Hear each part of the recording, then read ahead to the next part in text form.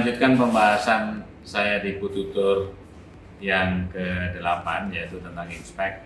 Hari ini saya ingin sharing tentang 3 faktor yang pasti akan dipertimbangkan oleh calon buyer di dalam memutuskan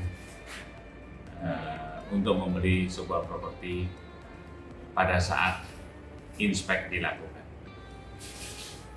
Saya akan menjelaskan ketiga faktor tersebut secara kronologis, bagaimana terjadinya ketiga faktor tersebut, dan persiapan-persiapan apa yang harus dilakukan oleh marketing. Faktor pertama adalah property value atau nilai properti.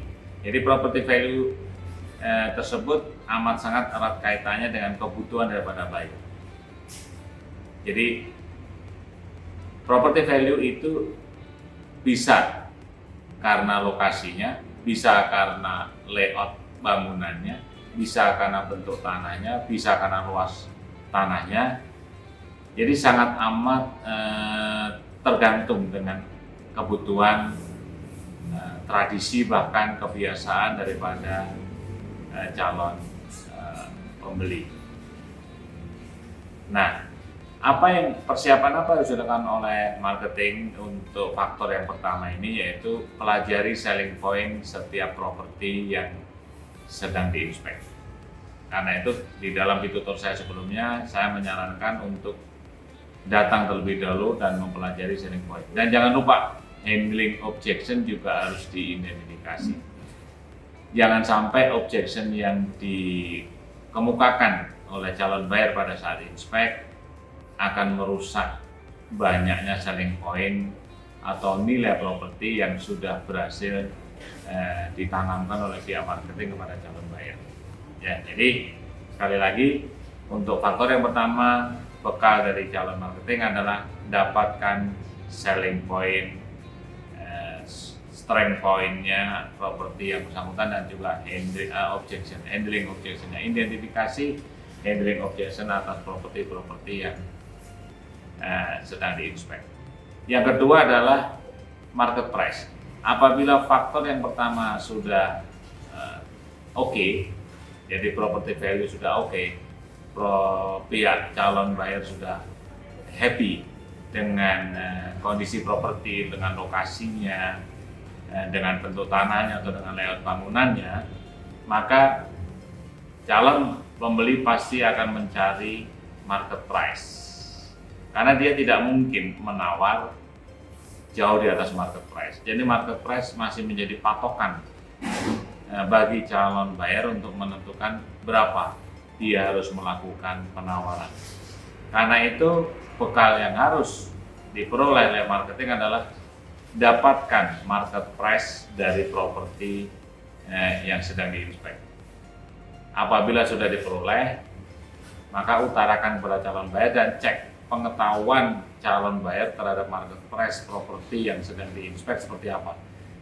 Kadang-kadang calon buyer pengetahuannya tentang market price dari properti yang sedang diinspek tidak terlampau up to date atau terlampau rendah. Jadi supaya mempunyai kesamaan pengertian tentang market price, maka hal tersebut harus disamakan. Mungkin buyer terlampau merendahkan market price supaya dia bisa menawar lebih rendah daripada harga yang sesungguhnya. Hal tersebut sangat amat biasa di dalam dunia properti, di mana market price biasanya direndah-rendahkan oleh calon buyer. Karena itu harus kita revisi, harus kita edukasi calon buyer bahwa market price tidak seperti apa yang Bapak katakan, tapi adalah seperti ini. Kita harus memberikan speak with data, memberikan data dari sales report kita atau semacam itu. Kemudian faktor yang ketiga adalah soal properti alternatif atau substitusi.